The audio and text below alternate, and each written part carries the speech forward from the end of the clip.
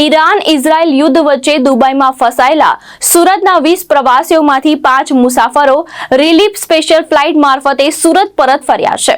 મુંબઈથી ટ્રેન દ્વારા સુરત પહોંચતા પરિવારજનો દ્વારા તેમનું બુકે સાથે ભાવુક સ્વાગત કરવામાં આવ્યું હતું।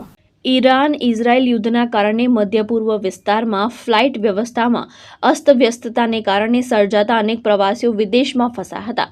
સુરતના 20 જેટલા પ્રવાસીઓ પણ દુબઈમાં અટવાઈ ગયા હતા। તેમાંથી 5 પ્રવાસીઓને રિલીફ એટલે કે સ્પેશિયલ ફ્લાઇટ દ્વારા દુબઈથી મુંબઈ લાવવામાં આવ્યા હતા।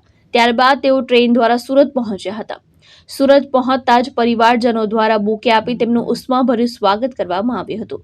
લાંબા સમય બાદ પરિવારજનોને મળતા ખુશીના આંસુ જોવા મળ્યા હતા। અમર જરીવાલા। દુબઈની સ્થિતિ હાલમાં અત્યારે સારી છે, બટ ફ્લાઇટ કેન્સલેશન કન્ટિન્યુઅસલી હતા, બટ હવે ધીરે ધીરે ફ્લાઇટો રિઝ્યુમ કરે છે।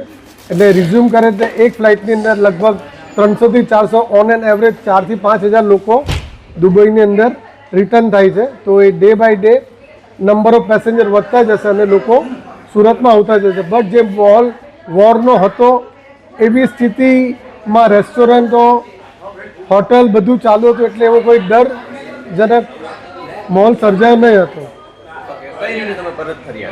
પરત લગભગ હું 2 દિવસ કન્ટિન્યુઅસલી એરપોર્ટ પર જઈને ટિકિટની માંગ કરતા હતા અને એમાં અરાઈઝે અહીંયાથી ટિકિટ જેવી ઓપન થઈ એ કરીને અમે પાછા પરત આવ્યા છે।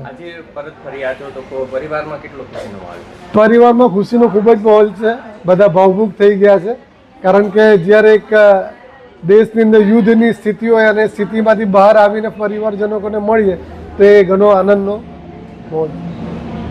ભાવેશ ઉપાધ્યાય, દ્રષ્ટિકોણ ન્યૂઝ, સુરત।